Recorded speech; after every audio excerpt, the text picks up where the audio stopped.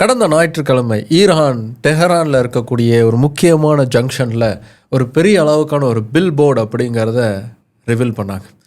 அந்த பில் போர்டில் ஒரு டாப் ஆங்கிளில் ஒரு போர்க்கப்பல் இருக்கிற மாதிரியும், அந்த போர்க்கப்பலில் இருக்கக்கூடிய விமானங்களில் ஒரு சில விமானங்கள் வெடித்து சிதற மாதிரியும், அந்த கப்பலுடைய அடிவாரத்தில் ரத்த ஆறு ஓடுற மாதிரியும் ஒரு இமேஜுங்கிறது இருந்துச்சு. அந்த இமேஜை கொஞ்சம் தூரத்தில் இருந்து நம்ம பார்த்தோம் அப்படின்னா அமெரிக்க கொடி அப்படிங்கிறது அதில் தெரிஞ்சுது. அந்த கொடிக்கு பக்கத்தில் ஒரு வாசகம், காற்றை விதைத்தால் புயலை அறுவடை செய்வீர்கள் அப்படின்னு அதில் எழுதியிருந்துச்சு.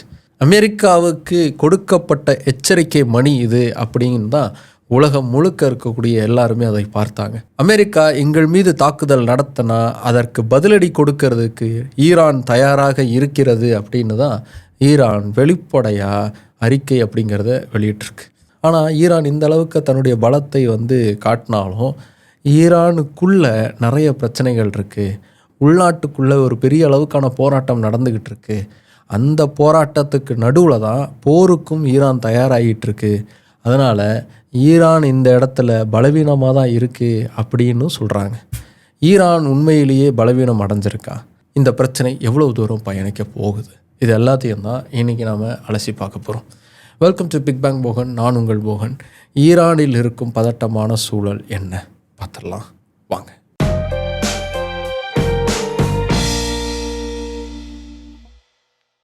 மிடில் ஈஸ்டை நோக்கி அமெரிக்காவுடைய ஏர்கிராஃப்ட் கேரியரான USS ஆப்ரஹாம் லிங்கன் அப்படிங்கிற போர்க்கப்பல் கிளம்பி போயிருக்கு கடந்த வாரம். இதுக்கு முக்கியமான காரணம், ஈரானில் நிறைய அளவுக்கு போராட்டங்கிறது நடந்துக்கிட்டு இருக்குது. அந்த போராட்டத்தை கட்டுப்படுத்துறதுக்காக ஈரான் அரசு நிறைய ஃபோர்ஸை யூஸ் பண்ணுறாங்க. அதை தடுக்கிறதுக்கு தான் நாங்கள் போர்க்கப்பலை அனுப்பியிருக்கோம் அப்படிங்கிற மாதிரி அமெரிக்கா தரப்பில் சொல்லியிருக்காங்க. ஈரானில் போராட்டம் நடந்துக்கிட்டு தான் இருக்குது. ஆனால் அந்த போராட்டம் நடக்கிறதுக்கு மிக முக்கியமான காரணமாக இருந்தது என்னென்னா, அமெரிக்க டாலருக்கு இணையான ஈரானுடைய ரியால் அப்படிங்கிறதுடைய வேல்யூங்கிறது ரொம்ப குறைஞ்சிருக்கு. வரலாற்றிலேயே மிக அதிகமான அளவுக்கு குறைஞ்சிருக்கு. எந்த அளவுக்குன்னா, ஒரு அமெரிக்க டாலர் அப்படிங்கிறது ஈரானுடைய ரியாலில் 14 லட்சத்துக்கு சமம். நம்ம மொழியில் புரிகிற மாதிரி சொல்லணும் அப்படின்னா, ஒரு அமெரிக்க டாலர் இப்போது கிட்டத்தட்ட 100 ரூபாயை நெருங்கிட்டு இருக்கோம். ஆனால் ஈரானில் ஒரு அமெரிக்க டாலருங்கிறது அங்கே 14 லட்சம் ரூபாய் அப்படின்னு யோசிச்சுக்கோங்க. இந்த அளவுக்கு அங்கே ரியாலுடைய வேல்யூங்கிறது குறைஞ்சிருச்சு. அதனால தான் பெரிய அளவுக்கான போராட்டம் அப்படிங்கிறது அங்கே வெடிச்சுக்கிட்டு இருக்கு. ஈரான் சந்திச்சுட்டு இருக்கக்கூடிய பிரச்சனைகளுக்கு பல முக்கியமான காரணங்கிறது அமெரிக்கா தான். அமெரிக்கா தொடர்ந்து ஈரானை புள்ளி பண்ணிக்கிட்டு இருக்கிறது தான் இன்றைக்கி இவ்வளோ பெருசாக வெடிச்சிருக்கு. அது என்னென்னு பார்க்குறதுக்கு முன்னாடி, அமெரிக்கா இப்படி புள்ளி பண்ணதில்ல, இதே மாதிரி நம்ம லைஃப்லேயும் நிறைய பேர் நம்மளை கிண்டல் கேலி பண்ணி பயங்கரமாக டார்ச்சர்லாம் பண்ணிடுவாங்க. அதுவும் லாங்குவேஜ் ப்ராப்ளம் இருந்ததுன்னு வச்சுக்கோங்க, முடிஞ்சது சோலி. இங்கிலீஷ் பேச தெரியாதரா உனக்கே அப்படின்னு போட்டு கிண்டல் பண்ணியே கொண்டுருவாங்க. ஆனால் இப்படி கிண்டல் பண்ணுறாங்களே அப்படின்னு நம்மளே சுருக்கிக்கிட்டோம்னு வச்சுக்கோங்களேன், பெருசாக நம்மளால் வளரவே முடியாது. நம்ம செல்ஃப் கான்ஃபிடென்ஸே போயிடும். கெரியருக்குலாம் அது பெரிய தடை. அது உடச்சிக்கிட்டு வெளியில் வர்றது தான் ஒரே வழி. அப்படி கற்றுக்கிறதா என் பிரச்சனை அப்படின்னு நீங்கள் யோசிக்கிறது புரியுது. கவலையை விடுங்க, இப்போ கற்றுக்கிறதுக்கெலாம் நிறைய ஈஸியான வழியில் வந்துருச்சு. இதை பாருங்கள். I try learn English but no English coming. What to do? I'm trying to speak English, but I keep making mistakes. How can I learn it? இது உங்களுக்கு புரிஞ்சுதா? எவ்வளோ சிம்பிளாக ஈஸியாக எளிமையாக புரிகிற மாதிரி சொல்லி கொடுத்துருச்சு. ஆனால் இதுக்கு தான் இப்போ ChatGPT ஜெமினிலாம் வந்துருச்சுல்லப்பா, அதில் பேசி இப்படி கற்றுக்கலாம்ல, இதுக்குன்னு தனியாக ஒரு ஆப் வேணுமா அப்படின்னு நீங்கள் யோசிக்கலாம். ஆனால் இந்த மாதிரியான ஏஐ பிளாட்ஃபார்ம்ஸில் பார்த்தீங்கன்னா ஒரு கோர்ஸ் அப்படிங்கிற ஒரு செட்டப்புங்கிறது இருக்காது. அதுவே ஒரு நல்ல ஸ்ட்ரக்சர்ட் ஃபார்மேட்டில் இருக்கக்கூடிய ஒரு கோர்ஸில் நீங்கள் ஜாயின் பண்ணி கற்றுக்கும் போது இங்கிலீஷ் அப்படிங்கிறத ஈஸியாக அதே சமயத்தில் கரெக்டாக கற்றுக்க முடியும். அப்படி என்ன இதில் ஸ்ட்ரக்சர் இருக்கும் அப்படின்னா, முதல்ல நீங்கள் எப்படி இங்கிலீஷ் பேசுகிறீங்க, உங்களுடைய லெவல் என்ன அப்படிங்கிறத டெஸ்ட் பண்ணி அதுக்கேற்ற மாதிரியான கோச்சிங் அப்படிங்கிறத இவங்க ப்ரொவைட் பண்ணுறாங்க. அதுக்கப்புறமா Tamil to English translation activities மூலமாக உங்களுடைய திங்கிங் ப்ராசஸை ஸ்பீடாக்குவாங்க. அதனால் இங்கிலீஷுங்கிறத நீங்கள் ஈஸியாக வேகமாக பேசுகிறதுக்கான வேலைங்கிறது நடக்கும். கடைசியாக ஏஐ கூட நீங்கள் அன்லிமிட்டடாக இங்கிலீஷ்லேயே கான்வர்சேஷன் பண்ணி உங்களுடைய இங்கிலீஷ் ஸ்கில்ங்கிறத நீங்கள் ஈஸியாக டெவலப் பண்ணிட முடியும். ஆனால் இதெல்லாம் விட முக்கியமான மேட்டர் என்னென்னா, நீங்களாக தனியாக செய்யும்போது ஒரு நாள் செய்வீங்க, மறுநாள் செய்ய மாட்டீங்க, அப்புறமா செய்யலாம் அப்படின்னு தள்ளி போடுவீங்க. ஆனால் இதில் உங்களுக்குன்னு ஒரு மென்டார் இருப்பார், அவர் உங்களை ஃபாலோ பண்ணிட்டே இருப்பார். அதனால் யாரோ ஒருத்தங்க இருக்காங்க, நம்மளை கேட்பாங்க, அவங்களுக்கு பதில் சொல்லணும் அப்படிங்கிற ஒரு மோட்டிவேஷனே நம்மளை தொடர்ந்து இதில் சீரியஸாக கான்சென்ட்ரேட் பண்ணி இங்கிலீஷ் கற்றுக்கிறதுக்கு ஹெல்ப் பண்ணும். அதனால் இந்த மாதிரி ஏஐ இல்லை வாட்ஸ்அப் கோர்ஸு இல்லைனா யூடியூப் வீடியோலாம் பார்த்து இங்கிலீஷ் கற்றுக்கலாம் அப்படின்னு ட்ரை பண்ணி டைம் வேஸ்ட் பண்ணாமல் இந்த மாதிரியான ஒரு கோர்ஸில் ஜாயின் பண்ணிங்கன்னா எந்த வித தயக்கமும் இல்லாமல் கிளாஸில் எவனா கிண்டல் பண்ணுவானா, ஆஃபீஸில் எவனா கிண்டல் பண்ணுவானா அப்படிங்கிற கவலையே இல்லாமல் ஃப்ளூயண்ட்டாக தைரியமாக கான்ஃபிடண்ட்டாக இங்கிலீஷ் பேசுகிறதுக்கான வேலையை செய்ய ஆரம்பிங்க. கண்டிப்பாக உங்களாலையும் இங்கிலீஷ்லாம் பேச முடியும். உங்களுக்கு நாலேஜ் ஸ்கில்லுங்கிறத, லாங்குவேஜ் ஸ்கில்லுங்கிறத டெவலப் பண்ணிக்க முடியும். இதுதான் supernova AI spoken English course. நம்ம சின்ன வயசு டீச்சர் மாதிரி அடிச்சடிச்சு சொல்லித்தராமல் நம்மளோட ஈஸியாக பேசியே நமக்கு இங்கிலீஷை கற்றுக் கொடுத்துருவாங்க. இவ்வளோ ஈஸியாக இங்கிலீஷ் கற்றுக்கிறதுக்கான இந்த கோர்ஸ் பற்றின டீட்டெயில்ஸுங்கிறத கமெண்ட்லேயும் டிஸ்கிரிப்ஷன்லையும் பின் பண்ணியிருக்கேன், செக் பண்ணி பாருங்கள். இதில் இன்னொரு பெனிஃபிட் என்னென்னா, நீங்கள் அந்த லிங்க் மூலமாக வந்து இந்த கோர்ஸில் ஜாயின் பண்ணும்போது உங்களுக்கு நம்ம பிக்யூபர்ஸுக்கு 75% அளவுக்கான டிஸ்கவுண்ட்டில் இந்த கோர்ஸில் ஜாயின் பண்ணுறதுக்கான ஒரு வாய்ப்புங்கிறது கிடைக்கும். மறந்துடாமல் யூஸ் பண்ணிக்கோங்க. ஈரானுக்கு எதிரான அமெரிக்காவுடைய நிலைப்பாடுங்கிறது இன்றைக்கி நேற்று தொடங்கினதில்லை, அது ரொம்ப பெரும் வரலாறு கொண்டது. ஆனால் சமீப காலமாக தான் அது ரொம்ப உச்சத்தை தொட ஆரம்பிச்சிருக்கு. அது எப்போ ரொம்ப அதிகமாக ஆரம்பிச்சதுன்னா, டொனால்டு ட்ரம்ப் அமெரிக்காவுடைய அதிபராக மீண்டும் பதவிக்கு வந்ததுக்கப்புறமா தான். பதவிக்கு வந்தவுடனே ட்ரம்ப் செஞ்ச பல முக்கியமான விஷயங்களில் ஈரானோட அவர் நடத்தின பேச்சுவார்த்தையும் முக்கியமான ஒன்று. ஈரான் வந்து அணு ஆயுதம் தயாரிக்கிறதுக்காக தான் நியூக்ளியர் சார்ந்த டெஸ்ட்டை வந்து பண்ணிக்கிட்டு இருக்காங்க அப்படின்னு உலக நாடுகள் மத்தியில் அமெரிக்கா தொடர்ந்து குற்றச்சாட்டுங்கிறத வச்சுக்கிட்டே இருக்குது. ஆனால் ஈரான் வந்து தொடர்ந்து என்ன சொல்கிறாங்கன்னா, எங்களுக்கு நியூக்ளியர் பவர் தேவை, எங்கள் நாட்டுக்கு மின்சாரத்துக்கு பல விஷயங்களுக்கெலாம் வந்து நியூக்ளியர் பவர் தேவை, அதுக்காக தான் வந்து நாங்கள் ரிசர்ச் பண்ணுறோம் அப்படின்னு வந்து தொடர்ந்து ஈரான் வலியுறுத்திக்கிட்டு இருக்காங்க. அந்த ஆராய்ச்சியை நாங்கள் நடத்துறதுக்கு எங்களுக்கு அனுமதிக்கணும் அப்படிங்கிறது தான் ஈரானுடைய நிலைப்பாடு. பக்கத்தில் இருக்கக்கூடிய இஸ்ரேல் என்ன சொல்கிறாங்கன்னா, ஈரான் இந்த ஆராய்ச்சிங்கிற போர்வையில் ஆயுதத்தை தயாரிக்கிறாங்க, அதற்கு அனுமதிக்க முடியாது அப்படிங்கிறது இஸ்ரேலுடைய குற்றச்சாட்டு. இஸ்ரேலுடைய அந்த கோரிக்கையை தான் அமெரிக்க அதிபரான மிஸ்டர் டொனால்டு ட்ரம்ப் வந்து ஈரானுக்கு தொடர்ந்து ஒரு ப்ரெஷரை கொடுத்துக்கிட்டே இருந்தார்.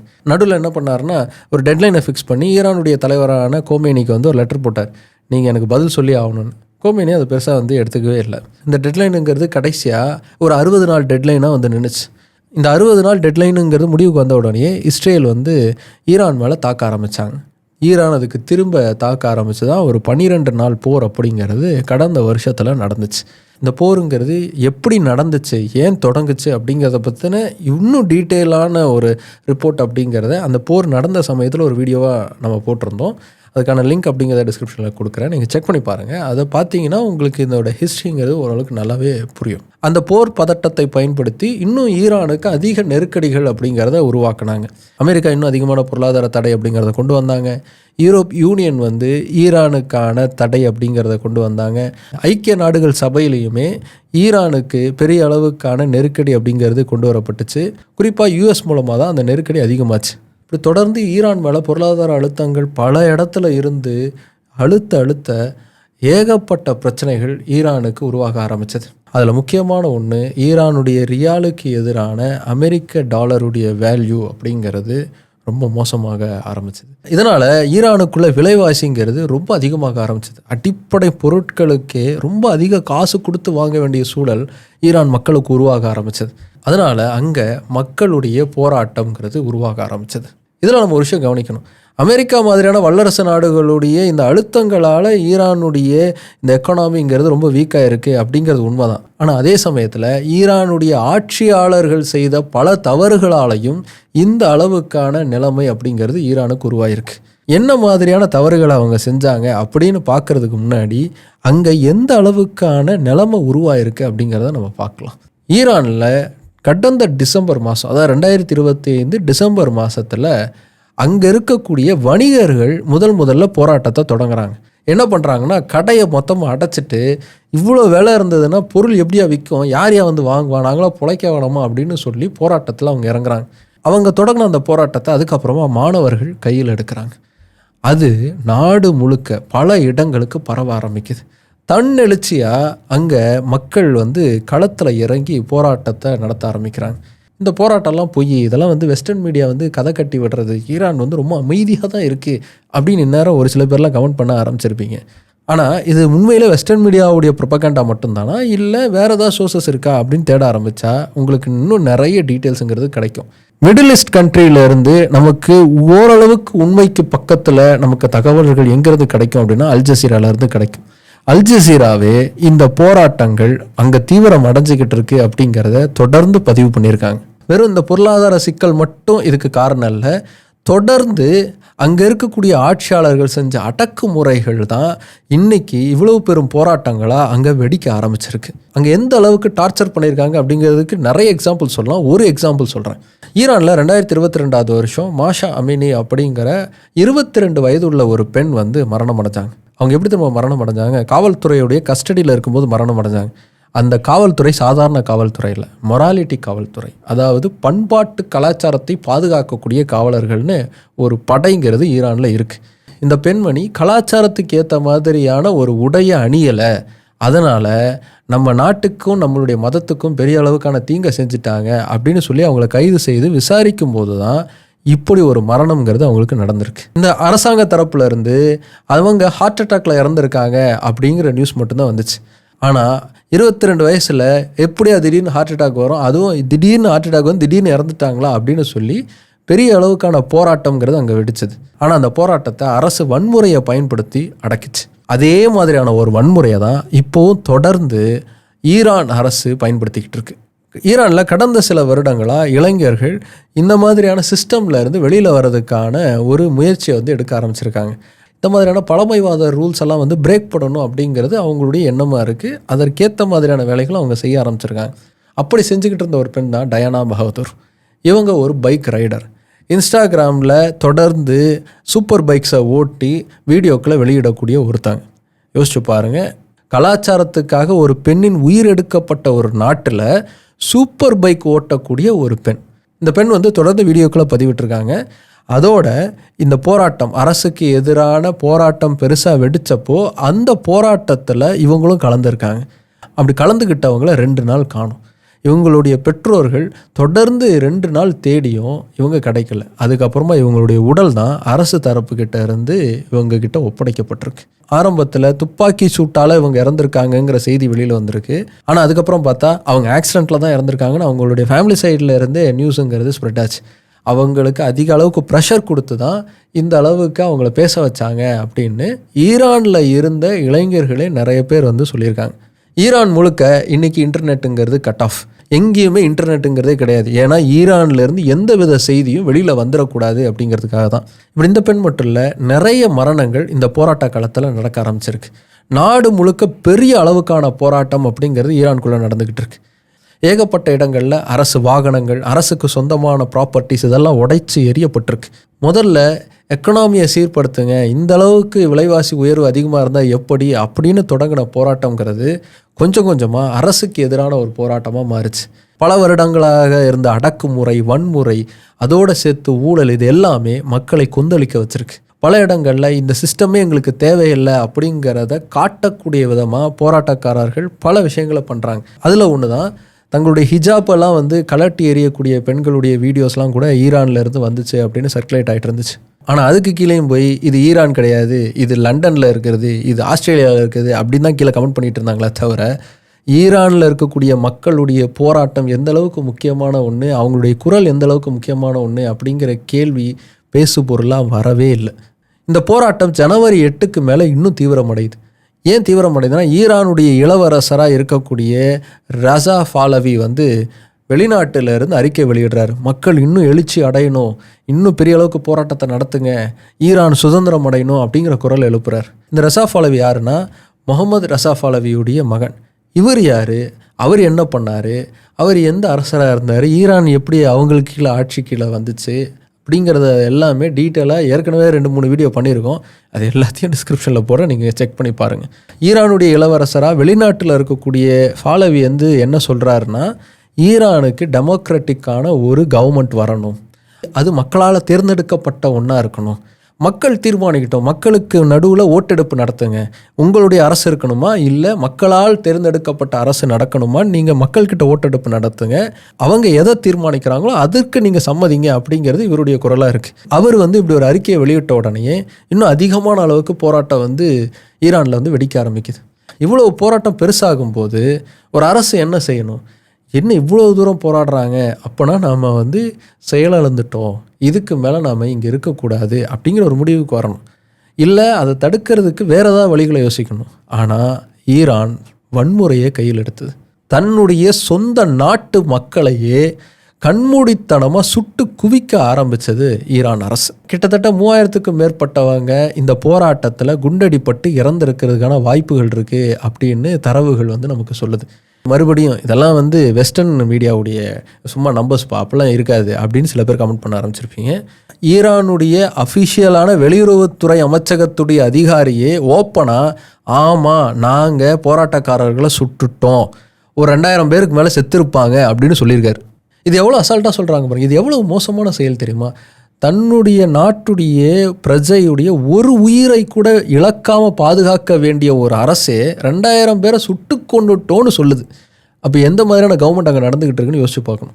த கார்டியன் மேகசினுக்கு தன்னுடைய முகத்தை வெளிக்காட்ட விரும்பாத ஒரு டாக்டர் வந்து ஒரு நிறைய டீட்டெயில்ஸை சொல்கிறார். அதில் என்ன சொல்கிறாருன்னா, ஆரம்பத்தில் போராட்டக்காரர்களை வந்து நாங்கள் தான் ட்ரீட் பண்ணோம், நானும் என் ஒய்ஃபை சேர்ந்து தான் ட்ரீட் பண்ணோம். ஏன்னா அவங்க ஹாஸ்பிட்டலுக்கு போனாங்கன்னா இந்தந்த காயத்துக்காக வந்திருக்காங்கன்னு தெரிஞ்சால் இவங்கெல்லாம் போராட்டத்தில் ஈடுபட்டிருக்காங்க அப்படிங்கிற ட்ராக் ரெக்கார்டு போலீஸ்க்கு போயிடும், அவங்க எங்களை அரெஸ்ட் பண்ணுறதுக்கு வாய்ப்பு இருக்குது. அப்படிங்கிறதுனால தெரிஞ்ச டாக்டர்ஸு, தெரிஞ்ச ஃப்ரெண்டோட டாக்டரு அப்படிங்கிற டாக்டர்ஸை தேடி தான் முதல்ல போராட்டக்காரர்கள் வந்தாங்க, இளைஞர்கள் வந்தாங்க, ஸ்டூடெண்ட்ஸ்லாம் வந்தாங்க.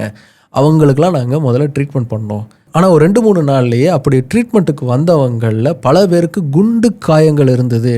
உயிருக்கு போராடிக்கிட்டு இருக்கிறவங்கள நான் பார்த்தேன். என்னுடைய சின்ன ஊர்லேயே ஒரு 49 பேர் செத்துட்டாங்க. அப்போது என் ஊர்லேயே இவ்வளோ பேர் செத்தாங்கன்னா இன்னும் எவ்வளோ ஊரில் எவ்வளோ பேர் செத்தாங்கன்னு தெரியல. ஏன்னா எங்கேயுமே இன்டர்நெட்டு கிடையாது. இதை தெரிஞ்சுக்கணுங்கிறதுக்காக என் கூட படித்த டாக்டர்ஸ் எல்லாத்தையும் காண்டாக்ட் பண்ணி நான் ஒரு நெட்வொர்க் ஃபார்ம் பண்ணி அவங்க மூலமாக டேட்டா எடுத்தால் எங்களுக்கு அதிர்ச்சிகரமாக இருக்குது. குறைஞ்சது 30,000 பேராவது இறந்துருப்பாங்க அப்படின்னு சொல்கிறார்.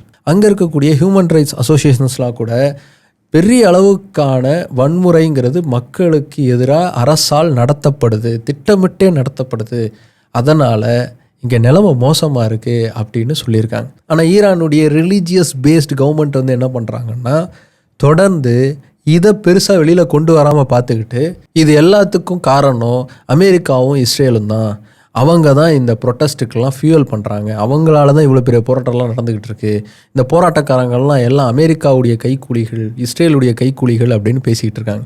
ஈரானுக்குள்ளே இருக்கக்கூடிய இந்த குழப்பமான சூழலை பயன்படுத்தி தான் அமெரிக்காவும் இஸ்ரேலும் இப்போது நாங்கள் அமைதியை அங்கே நிலைநாட்டுறதுக்கான வேலையில் இருக்கோம் அப்படின்னு சொல்ல ஆரம்பிச்சிருக்காங்க. அமெரிக்கா அந்த அமைதியை நிலைநாட்டுறதுக்கு அங்கே இருக்கக்கூடிய போராட்டக்காரர்களை பாதுகாப்பதற்கு, அவங்கள பத்திரமா மீட்டெடுப்பதற்கு தான் நான் போர்க்கப்பலை அனுப்பி வைக்கிறேன் அப்படின்னு சொல்லியிருக்கு.